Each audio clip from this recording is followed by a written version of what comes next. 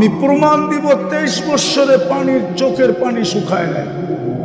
জিবরিল মিকাইল জিজ্ঞাসা করছে মা জালা আরাকা তাবকি, যখনই দেখি কাঁদেন কেন? বলছে উম্মতের জন্য চোখের পানি শুকায় না। বলেন মৃত্যু লগ্নে চোখে পানি ছিল কি ছিল? জিবরিল জিজ্ঞাসা করে নাই আতাবকি ওয়া আনতা ইলা রাফিকিল আলা, এখনো কাঁদেন? আল্লাহর সান্নিধ্যে চলে যাবেন। খুশি তো, খুশি হওয়ার তো কথা, কাদার তো কথা না। কাঁদেন কেন? ঊর্ধ্ব জগতে তো খুশির বন্যা চলতেছে। জিজ্ঞাসা করছে জু কেন? ইয়াসিলুল হাবিব ইলাল হাবিব, বন্ধু বন্ধুর কাছে চিরদিনের জন্য চলে যাবে, এই জন্য খুশি চলতেছে। আল্লাহু ইয়ান্তাযিরুক, আল্লাহ আপনার অপেক্ষায় অপেক্ষমান। তাড়াতাড়ি হুকুম দেন মালাকুল মউতকে হাত রাখুন। বলছে চোখে তো পানি। বলছে কেন? বলে ফামান লিবাদিলি উম্মতি, আমার পরে উম্মতকে কে দেখা রাখবে? ওই উম্মতের আজকে এই দুরবস্থা কেন? বলেন আমাকে যুক্তি দিয়ে বোঝান। আল্লাহ তো বলছিল আমি দেখা রাখবো। আমি যদি আল্লাহকে প্রশ্ন করি দেখেন না, তো দেখেন না কেন? আরো যুক্তি আছে আমার কাছে। এই উম্মতের পরে তো উম্মত নাই। আপনি তো বলতেছেন লিল্লাহি জুনুদুস সামাওয়াতি ওয়াল আরদ, আকাশ জমিনের সমস্ত সৃষ্টি আমার সৈনিকের অন্তর্ভুক্ত। এগুলারে পালেন তো পালেন কেন? আমাদের পরে তো উম্মত নাই, কার উপরে ব্যবহার করবেন? আমাদের নবীজির পরে তো নবী নাই, কার জন্য ব্যবহার করবেন? কেন বসায় রাখছেন? দেখেন না ইসরাইল, দেখেন না ওদেরকে দেখেন না, ওকে সাকে ব্যবহার করেন না কেন? কি যুক্তিতে বলে না? বলে না? হ্যাঁ, কেন ব্যবহার করেন না? জমিনেরটা করেন। আমি তো ঘুরে দেখলাম দুনিয়ার সবচেয়ে বেশি আবাবিল বাস করে ফিলিস্তিনে। শাম সবচেয়ে বেশি আবাবিল পাওয়া যায় শামে। শামের চেয়ে বেশি আবাবিল কোথাও পাওয়া যায় না দুনিয়া। মক্কা মদিনায়ও পাওয়া যায়। মক্কায় কিছু পাওয়া যায়, এটা রাত্রে বাহির হয়, তোয়াফের রাত্রে দেখা যায় কাবার চতুর্দিক দিয়ে উঠতেছে। হ্যাঁ, আমি তো বলি ওরে না, কাবা পাহারা দেয়। কাবা জানি না ওলামা একমত হবে কিনা। সবচেয়ে বেশি বাস্ত হলো ফিলিস্তিনে। হুকুম দেন না তো দেন না কেন? ওই পাথর কি দুনিয়াতে নাই? যেটা মারতে দেরি, হাতি পাউডার হইতে দেরি হয় নাই, ওই পাথর কি দুনিয়াতে নাই? আল্লাহর ভান্ডারে নাই? অথচ আল্লাহ তো বলে আমার খাজিনা এত বড়, লাউ জামা আউয়ালাকুম আখিরাকুম জিন্নাকুম ওয়া ইনসাকুম ওয়া হাইয়াকুম ওয়া মাইয়িতাকুম ওয়া যাকারাকুম ওয়া উনসাকুম ওয়া ইয়াবিসাকুম ওয়া রুতাবাকুম ফি সাঈদিন ওয়াহিদিন ফাসআলু কুল্লা ওয়াহিদাতিন মিনহুম মাসআলা ফাআতু কুল্লা ওয়াহিদাতিন মিনহুম মাসআলা মা নাকাসা মিন খাজাইনি শাই কামা ইয়ানকুসুল বাহরু ইদা উদখিলাল মিখয়ালু ফি। তোমাদের সমগ্র সৃষ্টি যদি ময়দানে জমা হও, আমি শর্ট করতেছি, আর আশা অনুযায়ী আমার কাছে চাও, আমি সবার আশা যদি পুরা করি, আমার ভান্ডারে এতটুকু কমবে না যতটুকু সমুদ্রের সুর ঢুকাইয়া বাহির করে নিয়ে আসলে মাথায় পানি লেগে কমবে। আমার ভান্ডারে এতটুকু কমবে না। তা আপনার ভান্ডারে কি ওই পাথর কম হয়ে গেল? আউট হয়ে গেল? হুকুম দেন না কেন? ভাবেন কেন এই দুরবস্থা? কেন আল্লাহ তাকায় না? আল্লাহর রাসূল তো এখনো কবরে কাঁদতেছে। আমি তো 16ই অক্টোবর ছিলাম, আগস্টে ছিলাম মদিনা মুনাওয়ারায়। আমি যখনই যাই আমার মন চায়, হয় যদি একটু অনুমতি দিত তাহলে কবরে কান লাগায় শুনতাম কি বলে। আমি তো পুরা টিম নিয়ে আসতে পারবো এখানে, যারা স্বপ্নে দেখছেন, পুরা জামাত এক স্বপ্ন দেখছেন। আল্লাহ রসুল কাঁদতেছে, জিজ্ঞাসা করছে কাঁদেন কেন? বলছে বাংলাদেশের সরল সহজ উম্মতের জন্য কাঁদি, সাদা সিধা উম্মতের জন্য কাঁদি। বলছে আমার বাংলাদেশের উম্মতের ইমান ছিনায় নিয়ে যেতেছে। কেউ তো বলতেছে ভাঙ্গা ঘরে থাকবো না, স্বামীর কথা মানবো না। কেউ এই স্লোগান দিতেছে, কেউ ওই স্লোগান দিতেছে, কেউ ওই স্লোগান দিতেছে। আমার বাংলাদেশের সাদা সিধা উম্মতের ছিনায় নিয়ে যেতেছে। এই জন্য আমার চোখের পানি।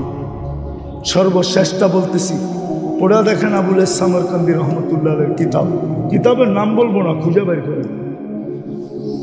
সাবুল সামরকান্দি তো লেখছেন, আমি লিখি নাই। আল্লাহ রসুল যখন কবর থেকে উঠবে, ওহুয়া ইয়াবকি ওয়া ইয়াকুল, চোখে পানি থাকবে, মুখে চিৎকার থাকবে, জিবরিল ময়দান তো পুরাই খালি, উম্মত কই? উম্মত কোথায় গেল? ডাইনে তাকাই তো উম্মত দেখি না, বামে তাকাই তো কাউকে দেখি না, সামনে তাকাই তো কাউকে দেখি না, পিছে তাকাই তো কাউকে দেখি না, আমার উম্মত কই? জিবরিল সান্ত্বনা দিবে, মা সাক্কাল আরদা আহাদুন ইল্লা আনতা, আপনি ব্যতীত জমিনের উপরে কেউ ওঠে নাই, নিশ্চিন্ত থাকেন, উম্মত এখনো ওঠে নাই, নবী ওঠে নাই, রসুলই ওঠে নাই, কোনো উম্মত ওঠে নাই, আপনার উম্মত কোত্থেকে উঠবে? আপনি শান্ত হন, নিয়ে যাবে মাকামে মাহমুদ, বলুক ওলামা মাকামে মাহমুদে বসবে কিনা। অথচ আমার জাতি তো ইউনিয়ন পরিষদের একটা চেয়ার পাওয়ার জন্য মরতে রাজি, মারতে রাজি, নিজের আধিপত্য ঠিক রাখার জন্য দেশ বেচা দিতে রাজি না? রাজি না? অথচ মাকামে মাহমুদ পাবে। মাকামে মাহমুদ চিনেন? এটাও তো চিনি না। দুইটাই তো চেয়ার বানাইছিলেন, একটা নিজের জন্য, একটা বন্ধুর জন্য। তৃতীয় চেয়ারের তো কোনো কথাই নেই। একটা নিজের জন্য কুরসি আর একটা বন্ধুর জন্য মাকামে মাহমুদ। বসবেন তো না, হাত রাইখা দাঁড়ায় থাকবেন। আল্লাহ বলবে বসেন, তো বলবো বসবো, তো বসবো কেন? যদি বসলাম আর কুরসি যদি আমাকে উড়ায়া জান্নাতে পৌঁছায় দিল, তো উম্মতের কি হবে? কিতাবে তো লেখা আছে, উম্মতের কি হবে? দ্বিতীয় বলছে আমি বসলে আমার অঙ্গীকার পুরা হবে কি করে? বলছে সেই অঙ্গীকার কি আল্লাহ জানেন? বলছে আমি তো উম্মতকে বসা বলে আসছি, মাউইদুকুমুল হাউস, হাউজে তোমাদের সাথে সাক্ষাৎ হবে। আমি চাই না উম্মত হাউজে অপেক্ষা করুক, আমি চাই আমি অপেক্ষা করি। পিপাসিত উম্মত আসতে দেরি, আমি যেন পানি পান করতে পারাইতে দেরি না হয়। বলছে তারপর, বলছে দ্বিতীয় আমি মিজানে ছুটে যাব, পাল্লা যদি সামনে না ঝোঁকে তো আপনার প্রতিশ্রুতি আছে তো ওইখানে দাঁড়াই আমি চাইতে শুরু করব। এই প্রতিশ্রুতি কাজে লাগাবো তো লাগাবো কোথায়? ওইখানে যে দেখতে থাকবো পাল্লা সামনে ঝোঁকে কি ঝোঁকে না। যদি সামনে না ঝোঁকে তো চাইতে থাকবো। আপনার অঙ্গীকার আছে সালকুতা, আমি চাইলে নাকি দিবেন, সাফি তু সাফা, সুপারিশ করলে নাকি মঞ্জুর করবেন। আপনার অঙ্গীকার আছে লা ইউখজি কাফি উম্মতিক, কেন পাল্লা যদি সামনে না ঝুঁকলো তাহলে তো ঘোষণা হবে শাকিয়া ফুলান ইবনু ফুলান, অমুকের বেটা অমুক, অমুকের উম্মত চিরদিন অসফলতা অর্জন করলো। তো আমি চেহারা দেখাবো তো দেখাবো কি করে? আপনারা বলছেন লা ইউখজি কাফি উম্মতিক, আমি তো মিজানে দৌড়াবো, ওইখান থেকে আমি পুলসেরাতে দৌড়াবো। যদি পাল্লা পার না হইতে পারে, হয় আফসোস, আমি তো এই কান্না কানতে কানতে কত বৎসর হয়ে গেল। রাগ হয়ে যাবা তোমরা? আজকে কি বার চলতেছে? হ্যাঁ, দূর, সূর্য ডুবার সাথে সাথে শুক্রবার, ঠিক না? রাগ হয়ে যাবা? পায়ে হাত রাখি, একজন তোলাবাও নাই শুক্রবারে 1000 বার করে, এক তোলাবাও নাই। অথচ দুনিয়া বাংলাদেশের সবচেয়ে হাই টেকনোলজি দ্বারা এখানে পাক হয়, নেটে দেখি, ঠিক না? অথচ 1000 বার দরুদ পড়ে, মনে হয় না 500 বারও পড়ে, মনে হয় না 200 বারও পড়ে, মনে হয় না 100 বারও পড়ে। কোনো যুবক নাই যে 10 বার পড়ে। অথচ হুকুম ছিল রাখবেন না, পায়ে হাত রাখবেন। বেকার থেকে বলতেছে, বেকার থেকে, নাইলে বলতাম না, বেকার থেকে বলতেছি। আল্লাহ রসুল হুকুম দিয়েছিলেন শুক্রবারে আমার উপরে বেশি বেশি দুরূদ পড়ো। 6 দিন যাই ঝামেলায় থাকো, শুক্রবার তোমাদের একটু ছুটি থাকে, আমার উপরে বেশি বেশি দুরূদ পড়ো। জিজ্ঞাস দেখো তোলাবার হাদিসে আছে, কিন্তু 1000 দরুদ তো কেউ পড়ে না। অথচ ফুলসেরাতে দৌড়ে যাবে, উম্মত ফাইসা গেলে দুরুদের গাঠটি দিয়া পার করায় দিবে, দুরুদের গাঠটি মাথায় দিয়া। আমি লেখি না, ইমাম কর্তুবী লেখছে, হাদিস উঠে দেখেন। আমি ওনার গ্রাম চৈশা আইসা বলতেছি, আমি কর্ডোবা গেছি 2008-এ, আমার সফর ছিল কর্ডোবা, স্পেনের শহর কর্ডোবা, ওটাই কর্তুবী। এখন কর্ডোবা, আগে কর্তুবী ছিল, ওটাই। আমি দেখা আসছি ওনার কবরের চিহ্নও পাই না, দরজগার চিহ্ন তো দূরের কথা, কোনো চিহ্ন নাই। কসরুল হামরা আমি ঢুকতে পারি নাই, যেখানে মুসলমান শাসকরা 800 বছর ছিল। কসরুল হামরায় মুসলমানের এন্ট্রি নিষেধ, অথচ 800 বছর রাজারা ছিল।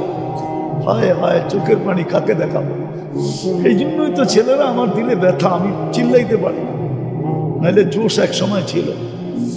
ওই মসজিদ যেটা 1100 পিলার, ওই মসজিদে আমি পশ্চিম দিকে মুখ করে 1 সেকেন্ড দাঁড়াইতে পারি, জুতা পড়া ঢুকতে হয়েছে।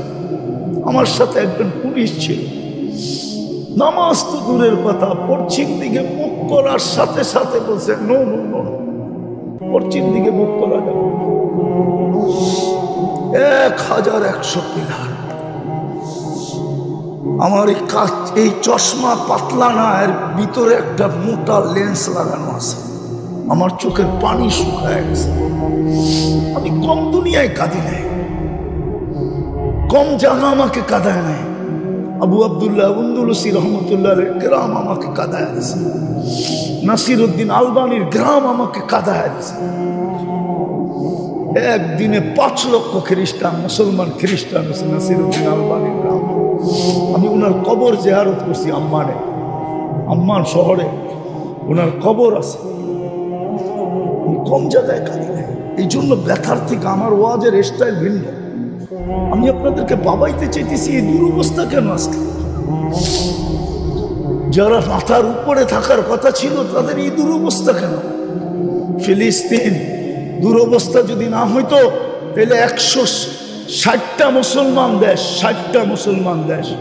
গত অক্টোবর, এই অক্টোবরে 2টা জাতিসংঘের বাৎসরিক সেমিনার গেল, সম্মেলন গেল 60টা মুসলমান দেশের কর্ণধার রাষ্ট্রপ্রধানরা উপস্থিত ছিল। ওর ভিতরে এরকম 4টা রাষ্ট্র ছিল যাদের টাকার উপরে দুনিয়ার কোনো টাকা নাই। কুয়েতের টাকার উপরে দুনিয়ার কোনো টাকা নাই, বাহরাইনের টাকার উপরে দুনিয়ার কোনো টাকা নাই, ওমানের টাকার উপরে দুনিয়ার কোনো টাকা নাই, ব্রুনাইয়ের টাকার উপরে দুনিয়ার কোনো টাকা নাই। আমি হাতে নাইরা বলতেছি, আপনি নেটে চার্জ দিয়ে দেখেন, না ডলার, না পাউন্ড, না ইউরো, সব পায়ের কাছে এগুলা। আমি তো বলি 12টা দেশ যদি এক হয় সারা দুনিয়া কিনতে পারে। চ্যালেঞ্জ। আমি চিনি ওই ড্রাই ক্লিনার, আমি চিনি। আমি ইংল্যান্ডের ওই দোকান চিনি যেখানে কাপড় ওয়াশ করে, শুধু এক ফ্যামিলির কাপড় ওয়াশ করে আমি চিনি। ওইখানে রানীর কাপড় পর্যন্ত ওয়াশ করা নিষেধ। সকালে ফ্লাইটে যায়, বিকালে ওয়াশ হয়ে ফিরে আসে। আমি চিনি, ওই দোকান চিনি। আমি ইটালির ওই কারখানা চিনি যেখানে এক ফ্যামিলির জুতা তৈরি হয়। আপনি নেটেও পাবেন, সার্চ দেন। আমি তো চোখে দেখে বলতেছি, আমি এই কারখানা চিনি। আমি ইটালি গেছি, আমি ফ্রান্সে, পুরা ইউরোপ আমার 2008-এর সফর ছিল। এন্টার ইউরোপ আমি সফর করছি 2008-এ হাজি আব্দুল ওয়াহাব সাহেব রহমতুল্লাহর সাথে। তারপরও আমি ফ্রান্স গেছি। আমি চিনি ওই হোটেল যেখানে কুকুর থাকে, 7 স্টার হোটেলে কুকুর থাকে, বৈশা বৈশা সারাদিন কার্টুন দেখতে থাকে। 2 বেলা ওকে শ্যাম্পু দিয়ে ওয়াশ করা হয়। দুনিয়ার দামি দামি ব্র্যান্ডের বিস্কিট খায়, কেননা কুকুর নিয়ে তো সফর করতে পারবে না। হোটেলে কুকুর রেখা গেছে, 7 স্টার হোটেলে। আমি চিনি ওই হোটেল প্যারিসে। দুরবস্থা কেন আমাদের? 2টা সেমিনার গেল, কিন্তু ইসরায়েলের বিরুদ্ধে একটা ছোট নিন্দা প্রস্তাব পাশ করতে পারে মূলক পারছে কি? এটা কি দুরবস্থা না? না, দুরবস্থা না। আমাদের দুরবস্থা যদি না হইতো, আমি চিনি এই মিরপুর। আমি যদিও খিলগাঁয়ে থাকি, কিন্তু বড় হইছি তো ঢাকা শহর। আমি লালমাটি চিনি, কোন পর্যন্ত মিরপুর ছিল আমি চিনি। উর্দু হোটেল পর্যন্তই মিরপুর ছিল, শুধু চিড়াখানা পর্যন্তই মিরপুর ছিল, আর মিরপুর ছিল না। আমি চিনি। আজকেও মিরপুরে পাওয়া যাবে প্রাণীবাদীরা শীতের দিনে সকালে জ্যাকেট নিয়ে আসে, সোয়েটার নিয়ে আসে কুত্তারে পরানোর লেগে। না, আসে না? নাই মনে হয় মিরপুরে। আমার খিলগাঁয় তো আছে। ফজরের পরে দেখি খাওয়া নিয়ে আসে, খাওয়াইতে বৃষ্টির ভিতরে। কিন্তু আজ পর্যন্ত তো কোনো প্রাণীবাদী ইসরায়েলের বিরুদ্ধে ছোট একটা প্রতিবাদ লিখল, বোঝা গেল ওরা আপনাকে প্রাণীও মনে করে না। এটা কি দুরবস্থা না? বাংলাদেশে কি প্রাণীবাদী সংস্থা নাই? বাংলাদেশের প্রাণীবাদী সংস্থা দিছে কিনা বলেন আমাকে, কেউ ফেসবুকে দেখান, আপনারা দেখান। আপনারা তো সারাদিন এটা নিয়ে নাড়াচাড়া করেন, বলেন দিছে কোনো প্রাণীবাদী কোনো প্রতিবাদ? 2 অক্ষরের প্রতিবাদ দেখ, যেগুলো তো মানুষ প্রাণী, মানুষ বাদ দিলাম, প্রাণী তো। কুকুরকে যদি এত আদর করতে পারো, ঢাকা শহরে এখন কুকুর মারে না কেন বলেন? উনি তো উকিল সাহেব বলুক। আমি তো ছোটবেলা দেখতাম সিটি কর্পোরেশনের লোকেরা রাত্রে আসতো, ইঞ্জেকশন দিত আর নিয়ে যেত উঠায় গাড়িতে করে। একটা কুকুর মারা দেখেন আপনি? কেন মারে না? কারা করছে হাইকোর্টে এই রিট? এখন তো প্রতিদিন রাত্রে ঢাকা শহরে কুকুরের সম্মেলন হয়। আমার বাসার সামনেই তো 15-20টা থাকে ডেলি। পাহারা দিতে থাকে না সম্মেলন করে, এটাও তো জানি না। কোন গলি আছে কুকুরের সম্মেলন না হয়? আপনাকে তো কুকুরের মতো মনে করে না। শেষ জায়গায় চলে আসছি, কেন মনে করবে? এই উম্মত আল্লাহর ধার ধারছে কতটুকু বলে? হুজুরদের কথা বাদ দেন, আল্লাহর ধার ধারছি কতটুকু? আমরা 24 ঘন্টা বুক করি আল্লাহটা। আমি তো বলি যুবক, তোমার বাহাদুরির উৎস কি? কি উৎস বলেন? যৌবনই তো যুবকের বাহাদুরির উৎস। নাইলে ওর দিকে কে তাকাইতো? কে ওর হাতে ফুল দিত? কে ওর কাছে বলতো একটু লেখা দাও না, I.U? যদি যৌবনই না থাকতো। পুরুষের বাহাদুরির উৎস কি? পুরুষত্ব। নাইলে ওর পাশে কে ঘুমাইতো? প্রথম রাত্রি ভেঙে যেত। মনে হয় বুঝেন নাই, ফিডার খান তো থেকে বুঝবেন, ঠিক না? প্রথম রাত্রি তো ভেঙে চলে যেত।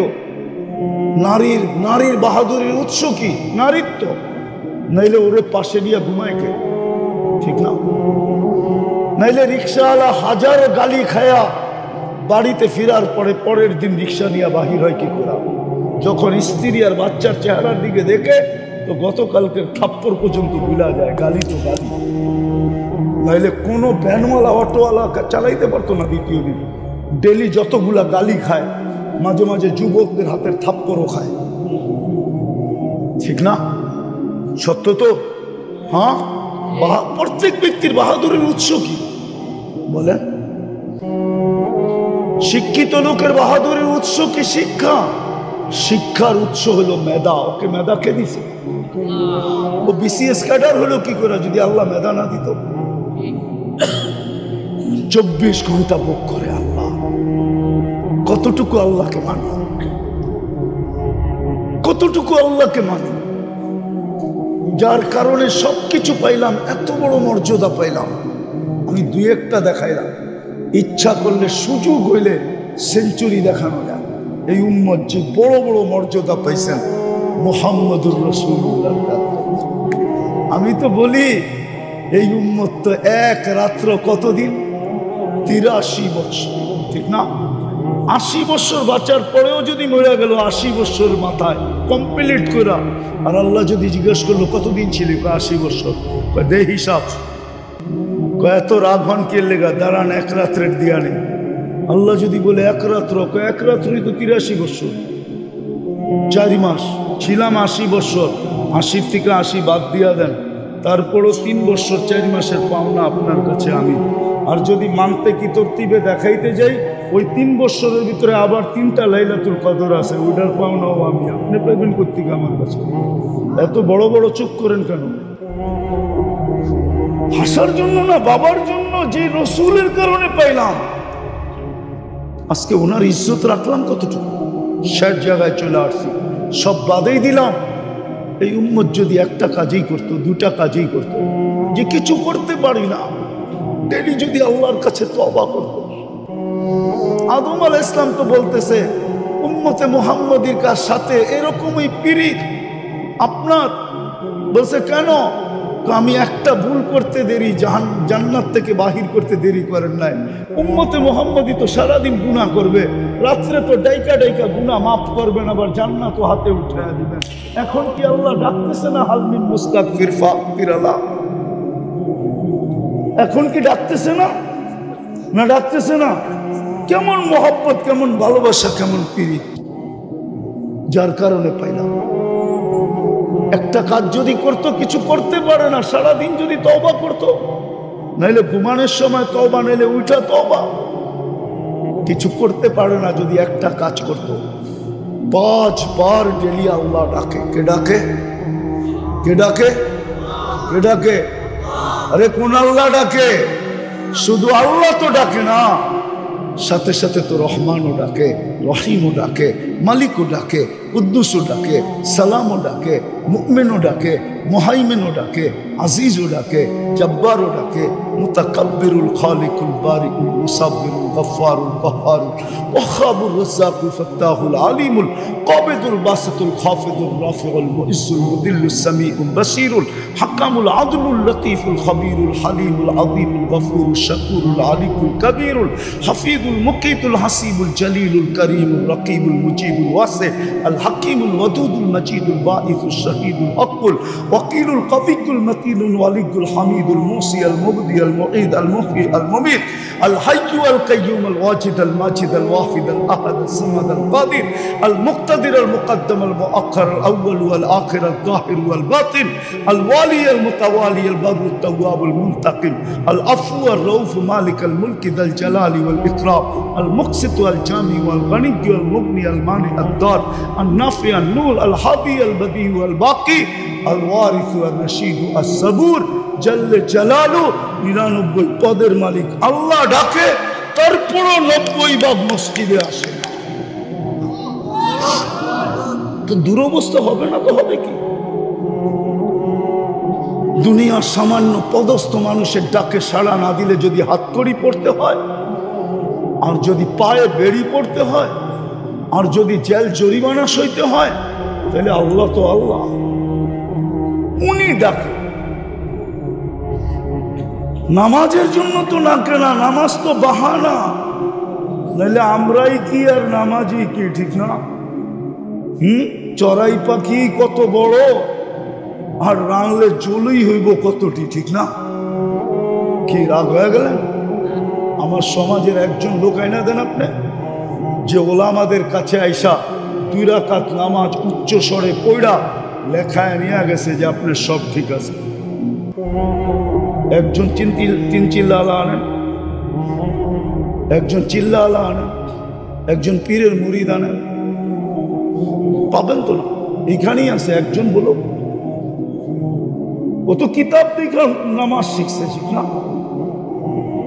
সত্যায়িত তো করে নাই, তাহলে আমাকে নামাজই কি?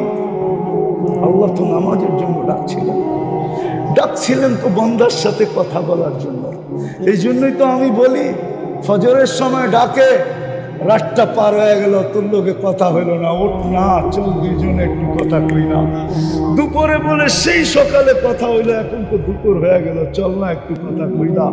আসরে ডাকে, সেই দুপুরে কথা হইলো, এখন তো আসর হয়ে গেল, চল না একটু কথা বলি না। মাগরিবে ডাকে, সেই আসরে কথা হয়েছে, এখন তো রাইত হয়ে গেছে, আয় না একটু কথা বলি না। বলে এশায় কেন ডাকে? বলে এশা এই জন্য ডাকে যে সকাল এখনই তো ঘুমায় যাবি, সকালে উঠাইলে না উঠবি, যদি না উঠাইলি তাহলে তার কথা হবে না, চল না 2 জনে একটু কথা বইলা ঘুমাই না। যদি তুই চইলেও যাস, চইলেও আসোস, তাইলে যেন আমি বলতে পারি কথা বললেই আসছে আমার কাছে, না কি বইলে আসছে, কথা বইলেই কয় না, ধমক দিয়ে আরে খোল, আমারে ফোন করে আইছে। কি বলে? ধমক দিয়ে কি বলে? খাদেম রে, আরে খোল, আমারে ফোন করে আইছে। আল্লাহ বলে এশারের নামাজ এই জন্য যে একটু পরে ঘুমায় যাবি, উঠাইলে তো উঠবি, নাইলে কোত্থেকে উঠবি। আয় 2 জনে কথা বলে ঘুমাই, আর যদি উঠেই আসলি তাহলে আমি বলে দিব আমার সাথে কথা বলে আসছে, বেশি বিরক্ত করো না, তোমরা ঘুমাইতে দাও আমার পাশে, আমার সান্নিধ্যে রাখো। আজকে 90 ভাগ পড়ে বিদায় আসেন, শেষ কথা আসেন, তওবায় অভ্যস্ত হন, তওবা করি তো। আর জানেন আপনারা তওবা কেন নাজিল হয়েছে? নাহলে নাজিল হতো না। কিতাবে আছে ফেরাউন শয়তান যখন বলতেছিল লাউবিয়ান্না ইবাদাকা আজমাইন, আমার 1,85,000 বৎসরের ইবাদত জলাঞ্জলি 60টা উপাধি আমি অর্জন করছিলাম, সব ধুলায় মিটা গেল। প্রথম আকাশে আমাকে আবেদ বলে ডাকা হইতো, তারপরে জাহেদ, তারপরে আরেফ, তারপরে তকি, তারপরে ওলি, তারপরে খাজেন, তারপরে আজাজিল। সপ্তম আকাশের উপাধি নিয়ে শেখ সাদি রহমতুল্লাহ আলাইহি কবিতা লেখছেন, তাকাব্বার আজাজিল ওয়া খারিকান ওফিল আরশি মকতুবুল ইবলিস। সব জলাঞ্জলি গেছে, আমি সব দিলে গুমরা করে ছেড়া দিব। ফেরেশতাদের কান্নার ভিতরে এই দিনও কাঁদতে ছিলেন, চিৎকার দিয়ে আল্লাহ কি হবে, সব গুমরা করে দিবে। আপনি দেখেন না, ও বলে তো বলে কি, পাগলা বলে তো বলে কি, ওর মাথা নষ্ট হইলো তো হইলো কেন? আল্লাহ হাসতেছিল আর বলতেছিল চিন্তা করো না, মা জালা আস্তাগফির, মা জালা নাযালতু ইস্তিগফার, মা জালা ইস্তাগফির আগফির। বান্দা যখনই তওবা করবে আমি মাফ করে দেব। আল্লাহ ইস্তিগফার নাযিল করছে। জাতি যদি ইস্তিগফারহুম বাদাল্লাযী আমিলু লাআল্লাহুম ইয়ারজিউন, হাদিসে কুদসিও বলে ওয়াইন তাবু ফাআনা হাবিবুহুম ওয়াইন লাম ইয়াতুবু ফাআনা তাবিবুহুম। আমি অপারেশন করব তোমাদের। এখন অপারেশন চলতেছে আমাদের উপরে।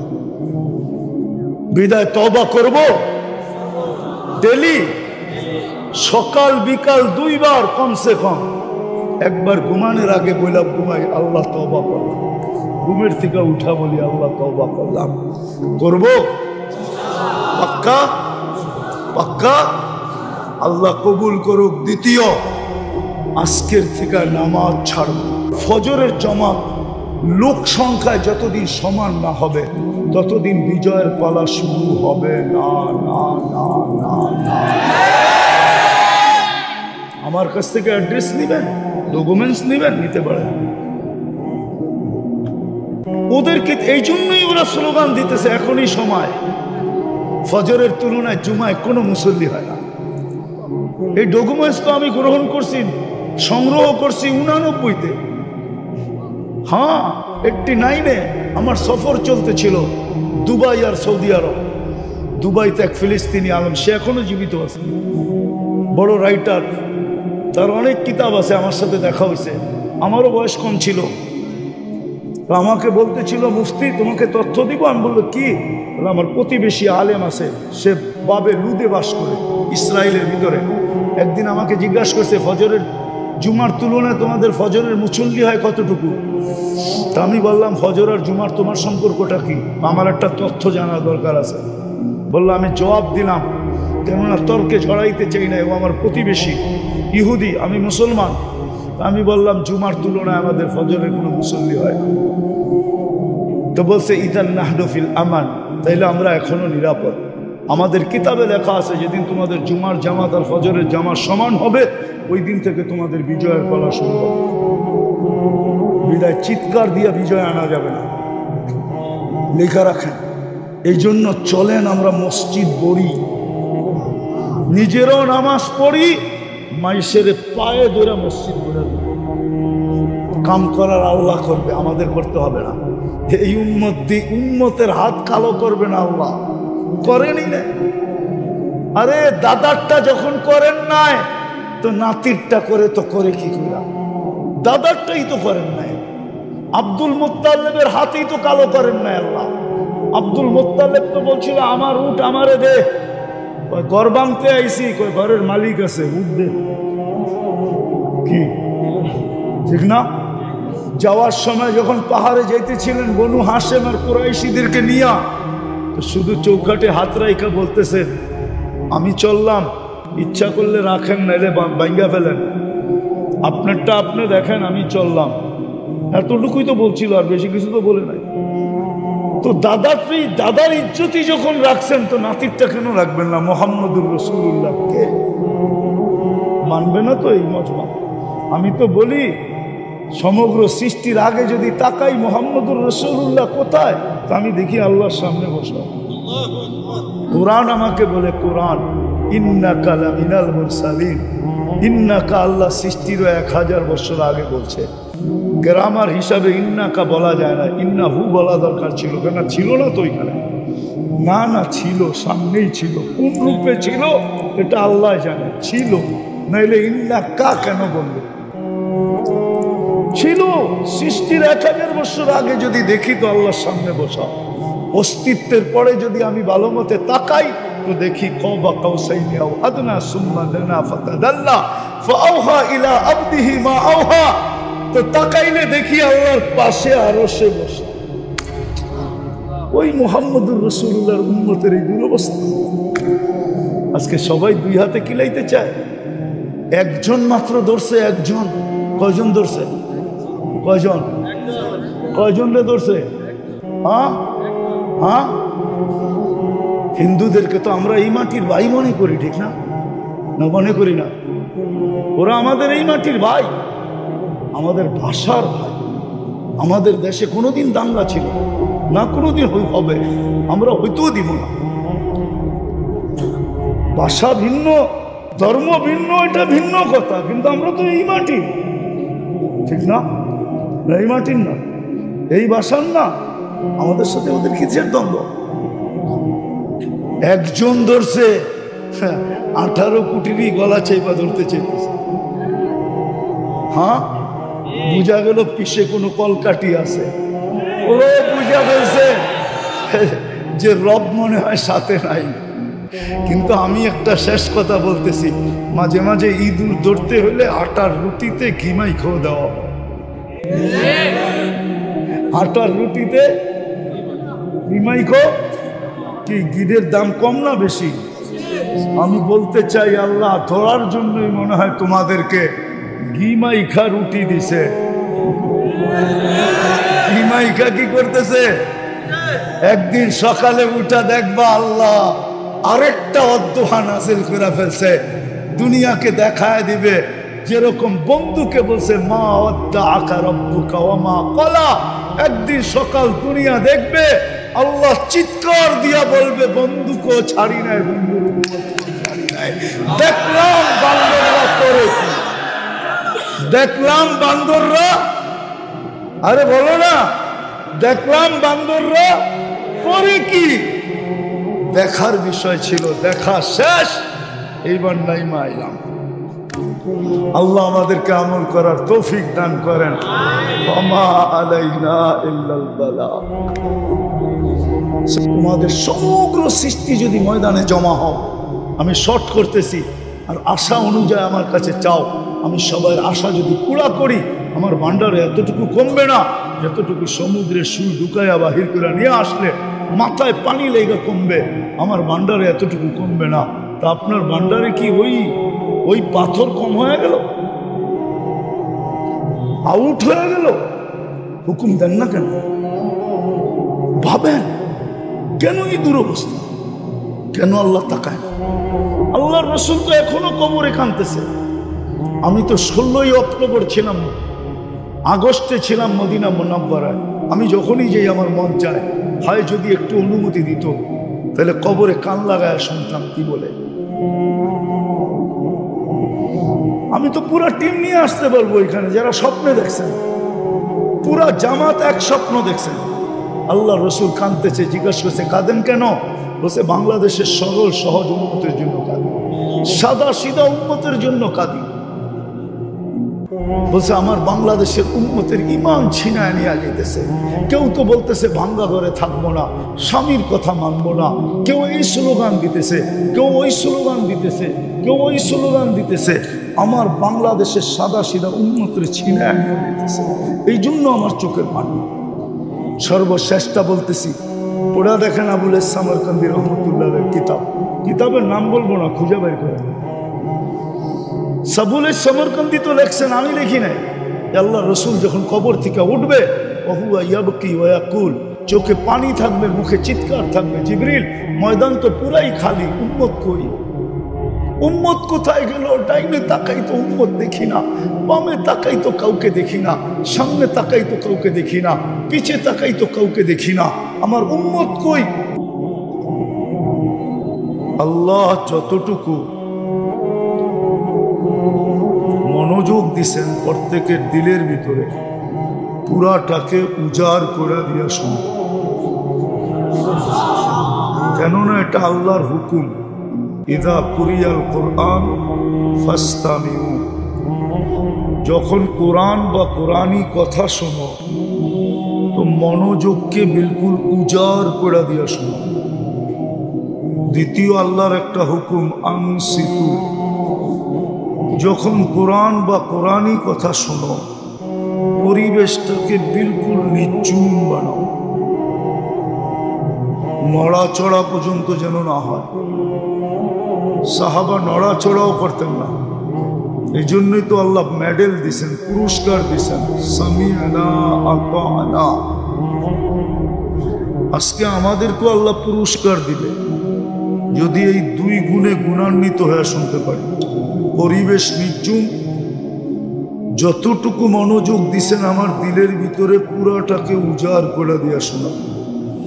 প্রথম পুরস্কার হলো ইরজিউ মাগফুরান লাক, যাও তোমাদের গুনাহ মাফ। আর কিছু লাগবে?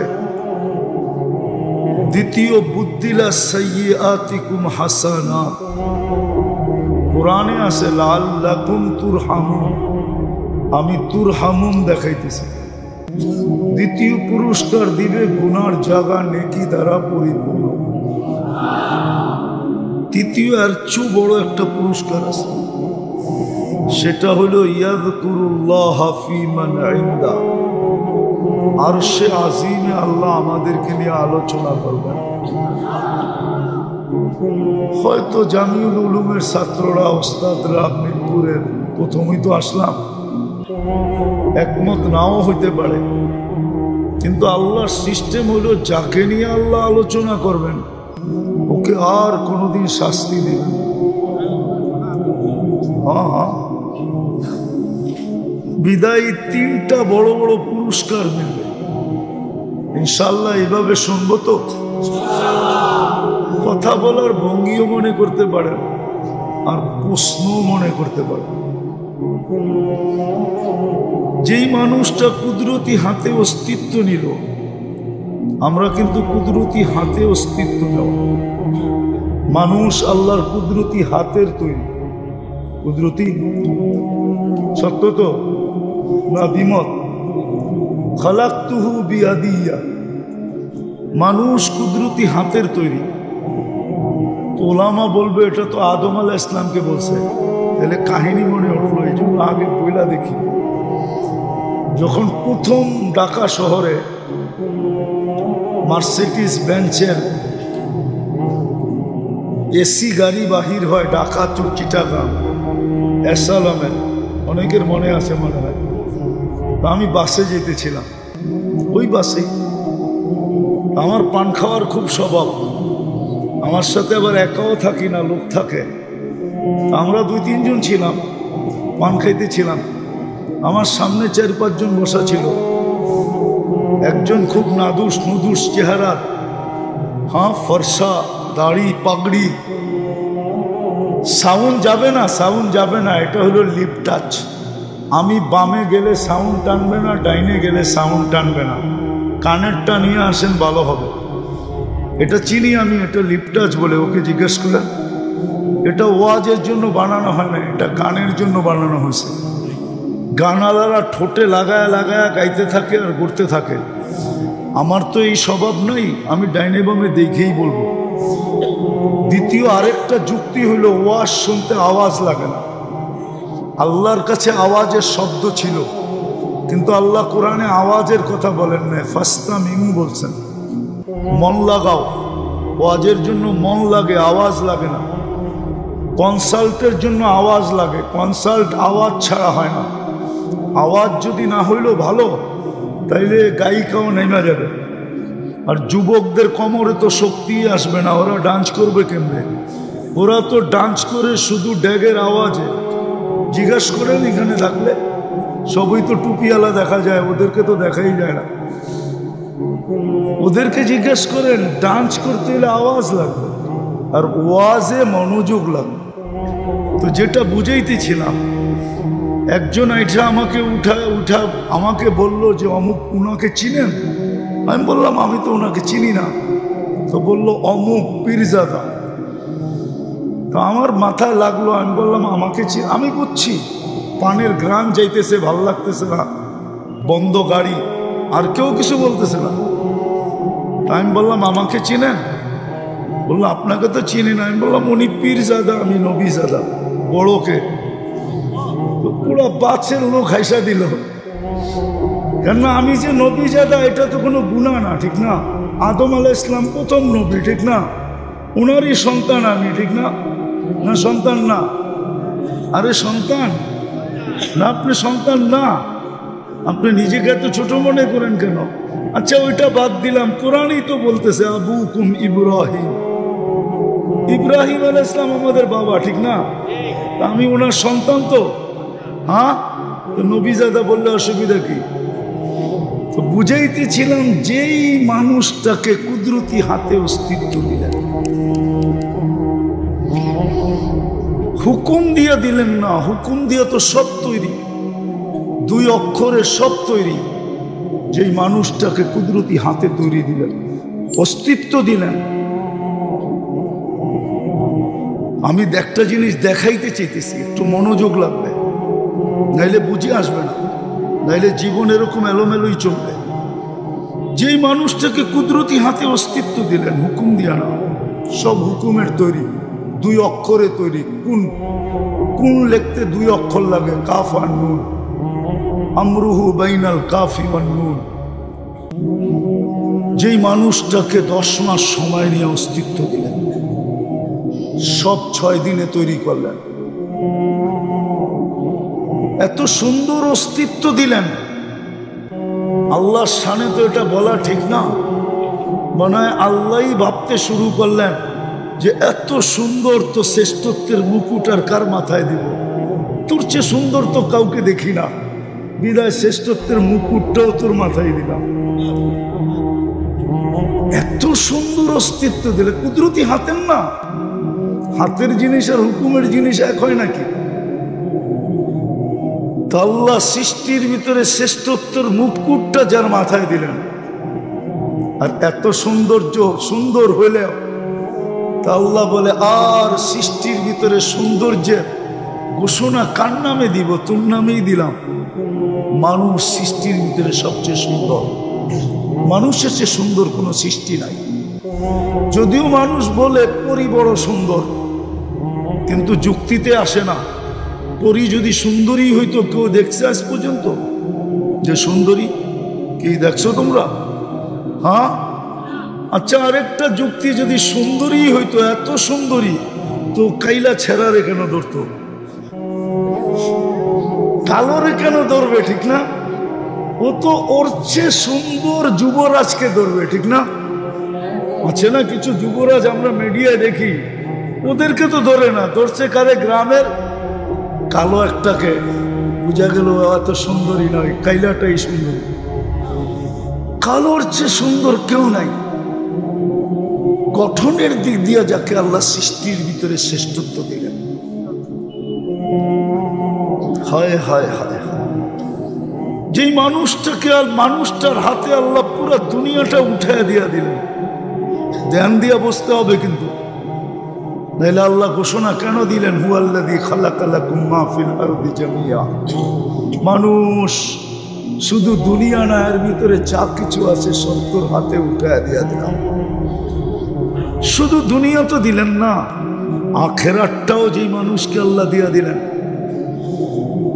আমি কিতাবের নাম বলতেছি, আপনারা দেখে নিয়েন, হাবায়েক ফি আখবারিল মালাইক।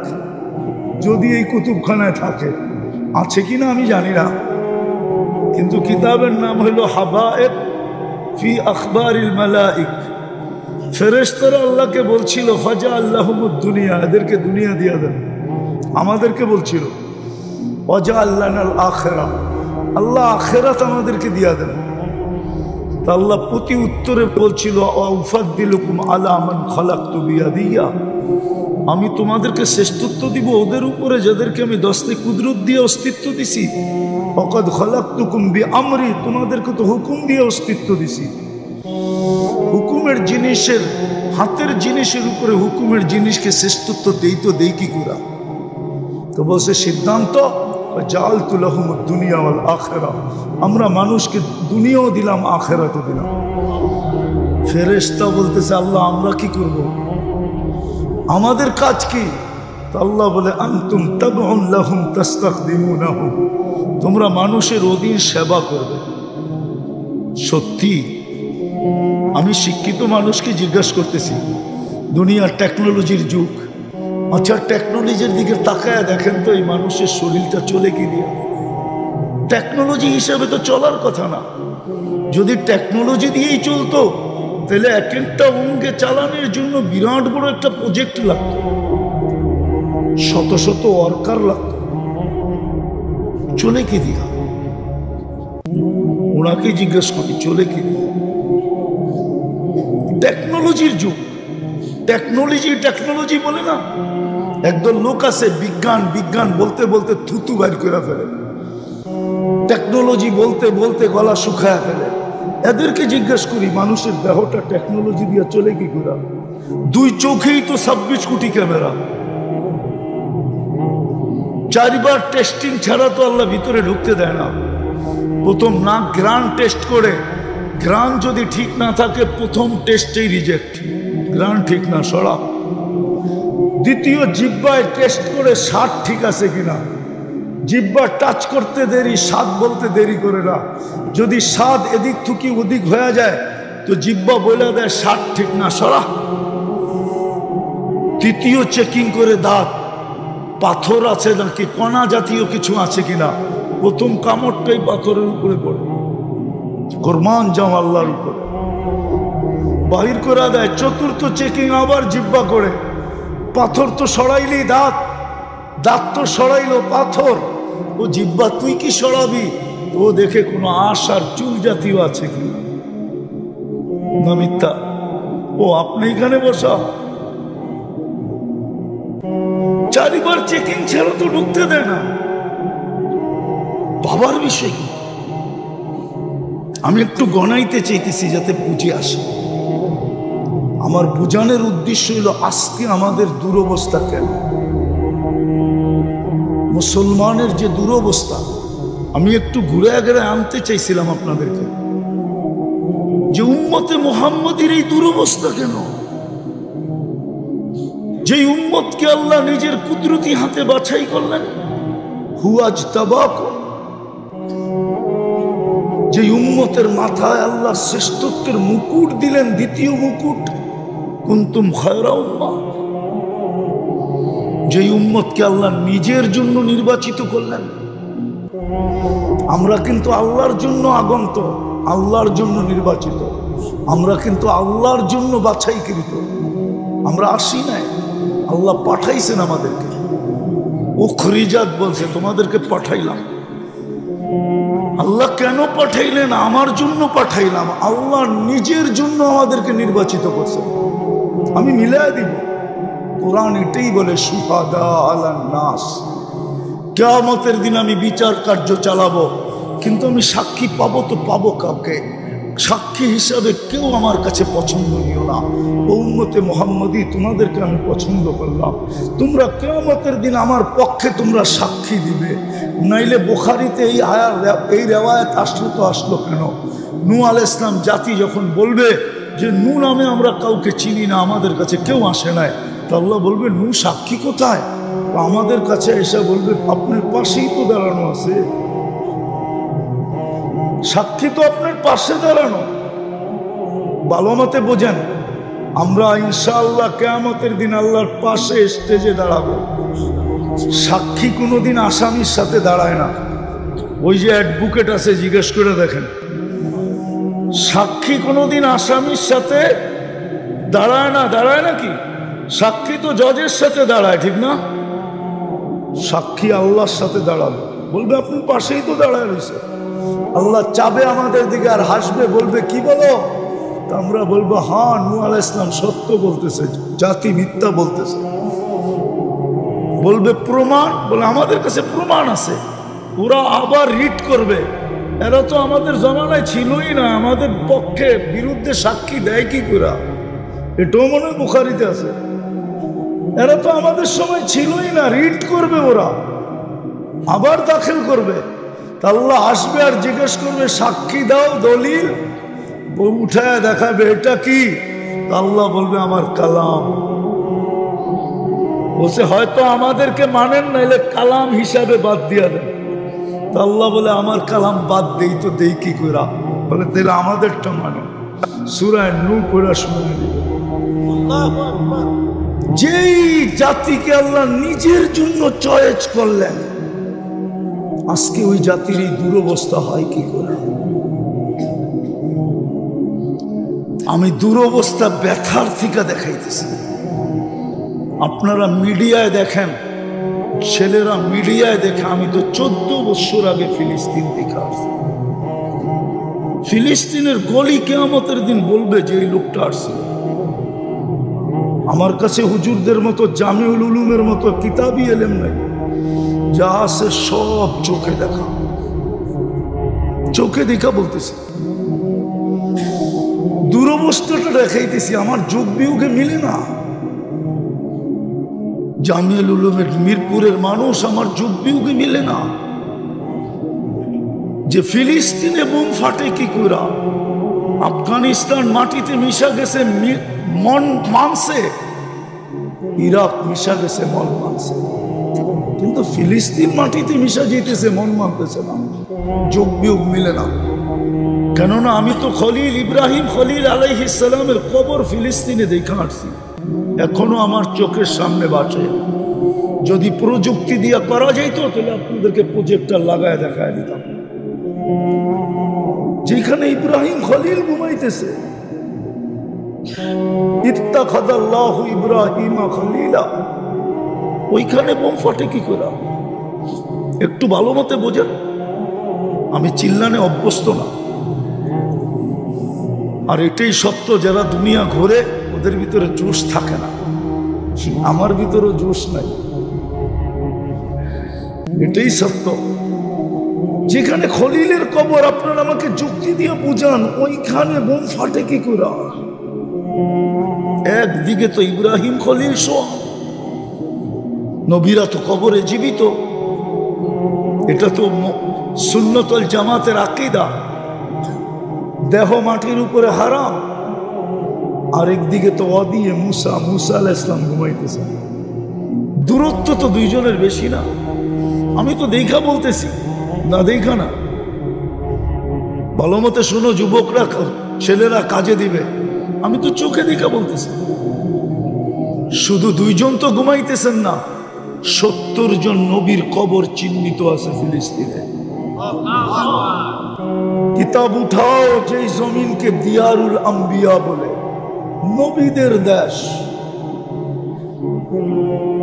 ওইখানে বোম ফাটে কি করে?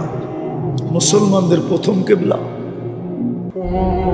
1.25 লক্ষ নবীদের সম্মিলন হয় যেখানে মেরাজের রাত্রে। 1.25 লক্ষ নবীদের সম্মিলন কেন হয়েছে? ওইদিকে যেতেছি না, হারায়া যাবো তাইলে। যেখানে সাইয়্যিদুল আম্বিয়া ইমামতি করে। আমরা তো আমাদের নবীজিকে চিনি না, সব ওয়াজ মাহফিল দিয়া তো। দুঃখ তো এইখানেই লাগে। এত বড় মাদ্রাসায় যদি ওয়াজ মাহফিল দেয়, তাহলে শানে রিসালাত কোন জায়গায় দিবে?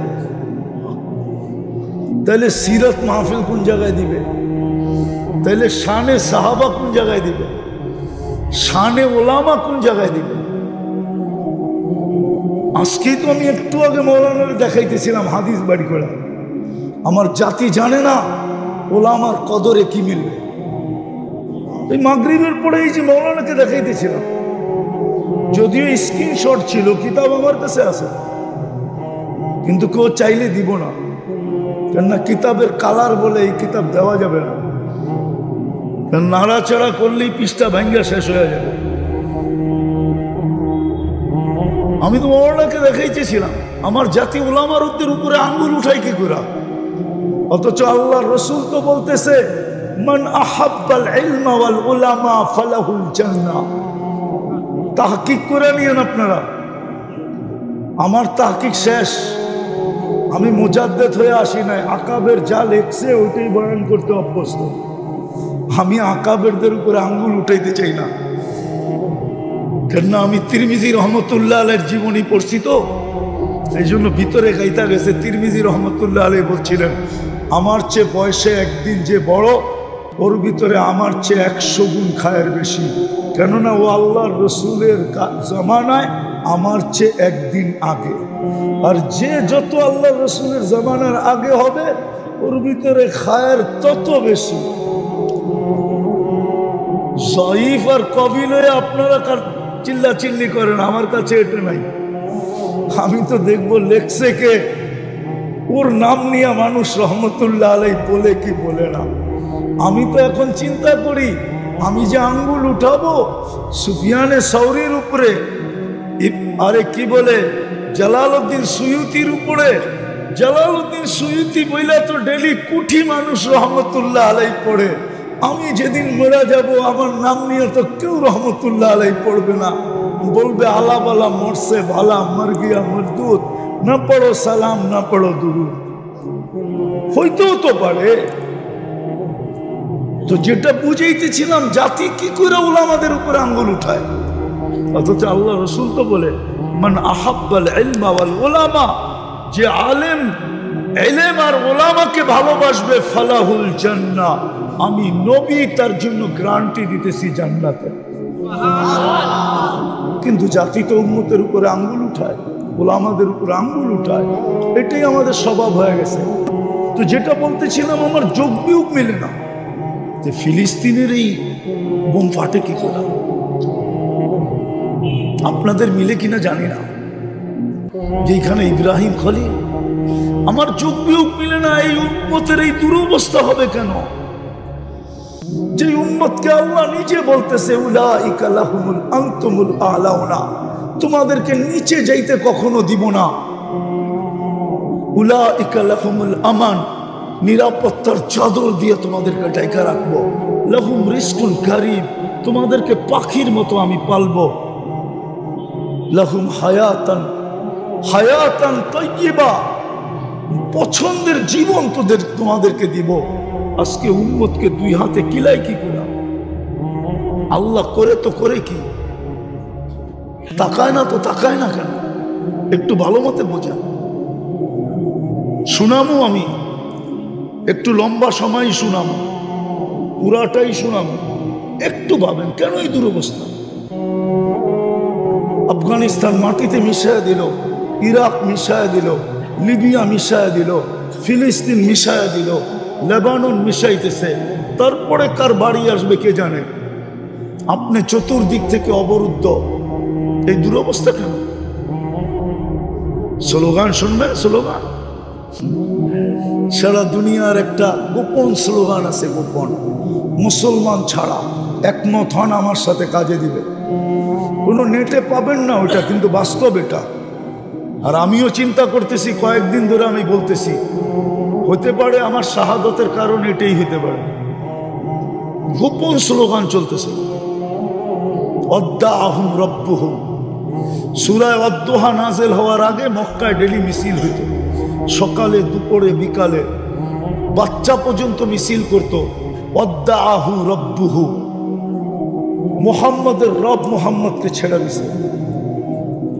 কেননা অনেকদিন ওহী বন্ধ ছিল, তারপরে ওয়াদ্দুহা নাযিল হয়েছে। যেই কোনো কারণেই ওহী বন্ধ ছিল। শানে নুজুল দেখতে পাবেন আপনারা, খোলার সময় নেই। তো মক্কার কাফেররা মিছিল করত, অদ্দাহুম রব্বুহুম, অদ্দাহু রব্বুহু, মুহাম্মদের রব মুহাম্মদকে ছেড়ে দিছে। নাইলে কবি তো বললো আমাদেরকে বলবো, এখন পর্যন্ত তো মুখ খুলতেছে না, ওহী মনে হয় আসতেছে না, রব মনে হয় নারাজ হয়ে গেছে, আমরা জিতা গেলাম। তারপরে অদ্দুহা আসছে, অদ্দুহা, অদ্দুহা তারপরে আসছে ওয়াল্লাইলি ইযা সাজা। বন্ধু, আপনার চেহারার কসম, আপনার কালা জুলফের কসম,